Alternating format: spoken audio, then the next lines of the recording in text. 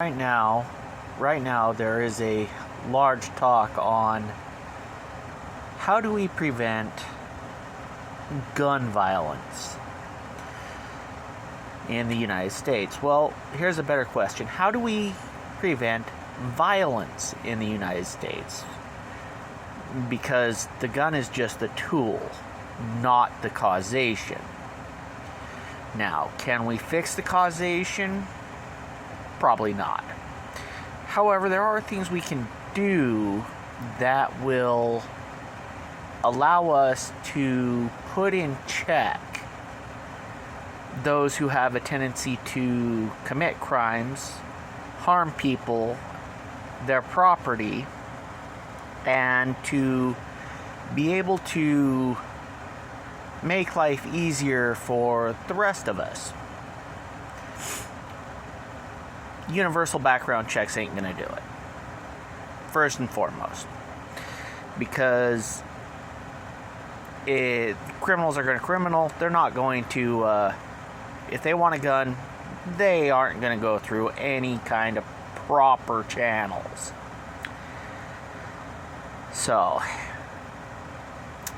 and there are plenty of people who are willing to take the money of anybody and give them what they want in exchange for what they want. It's that simple. So that's why we have straw purchases and others. The other way is through theft. I mean, yeah, can't secure a firearm if you're not with the firearm, or given enough time, any lock is pickable. I mean, no matter how many digits it has, given enough time, it's pickable. Whether it's a keypad combination, a radial combination, or a simple twist key lock. Second of all, there is a fatal flaw in all safes. I mean, enough heat, everything fails. Question is, what fails in it? Enough time and enough saw blades, you can cut through anything. It's just a question on how hard are you willing to try. So, procurement is not the problem. So, how do we prevent this? Well, the first thing is by increasing the economic risks of a person who commits a crime. So right now, all they can do is be prosecuted and made to pay a fine. Whether they have money for that fine or not is superfluous. They're not afraid of it. Some of them have the attitude that that's a mark of honor, and so that doesn't work. So how else do we raise the stakes? Well, train the people. What do I mean? If we train everybody in the use, ethics, and etiquette of firearms, and this should be part of the American school curriculum. Now, many teachers are going to be like, oh no, don't do that. No. Because if we do it properly and correctly, instead of being afraid, and instead of being taught from morons, we wind up with the people who understand, respect, and know that if they're stupid, not only can they use a weapon, but the person that they're trying to antagonize can also. So there are several benefits. Now, how would we train them? Well, the first thing we need to do is get rid of the selective service.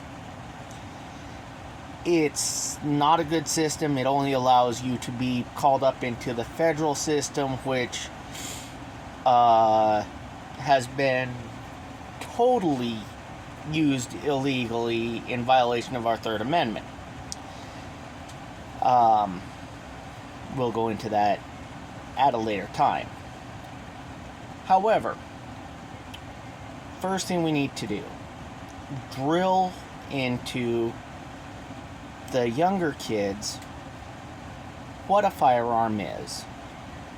That it is a tool. And just like all tools, it can harm you. The best place for that tool is in the hands of an adult who knows what it can do, how to use it, how to use it ethically, and when to use it ethically, how to clear it, and how to secure it. Now, I am not for mandatory gun safe laws. They don't work. They're unconstitutional as of Heller, and anybody who is pushing for that is trying to get in, is going to use that to get into your home without needing a warrant nor probable cause other than, well, I thought it wasn't secured enough and we can come in here anytime we want, just as Kamala Harris has said. So that's the first thing. The second thing we need to do is train them once a child becomes older, we need to train the child how to use a firearm, how to clear a firearm, how to fire a firearm, and how to be accurate with a firearm. And this does several things.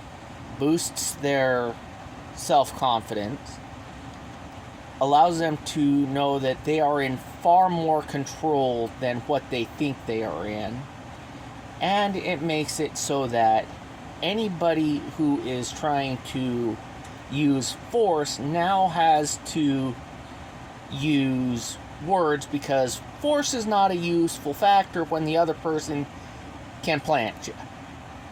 And that's simple. This is why the best criminal deterrent is universal training. Train the people how to use a gun, when to use a gun, and how to use a gun. Yeah, you pretty much have crime fall. Where do all the criminals go? Well, they're either permanently planted or they leave. There's no reason to get shot up if you don't have to. So, the other thing is reinstate the municipal militias. By reinstating the municipal militias, we can defund the police department. We can defund actually the United States Army, which has just been granted its worst proposition in the past 60 years.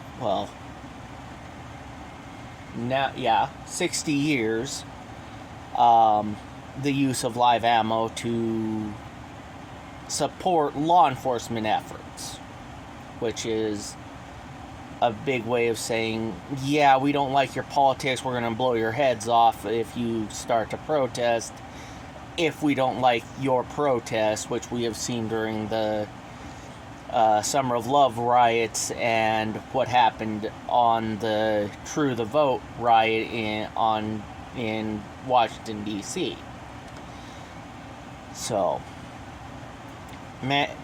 by universal training, every American needs to know how to use a firearm. They need to know its safety. They need to by doing this, we do several other things. We interrupt the ability of the criminal to plan their crimes.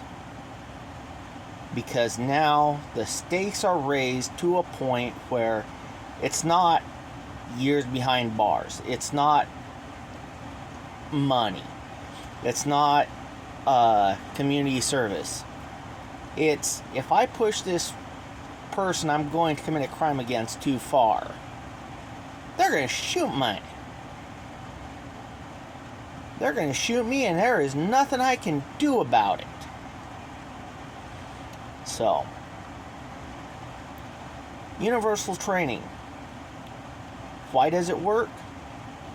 Because we can ingrain it into the minds, just as the left has used the school system to ingrain anti-American sentiment and other dogmatic thoughts into into children's heads, and has continued to go ahead and use those against us.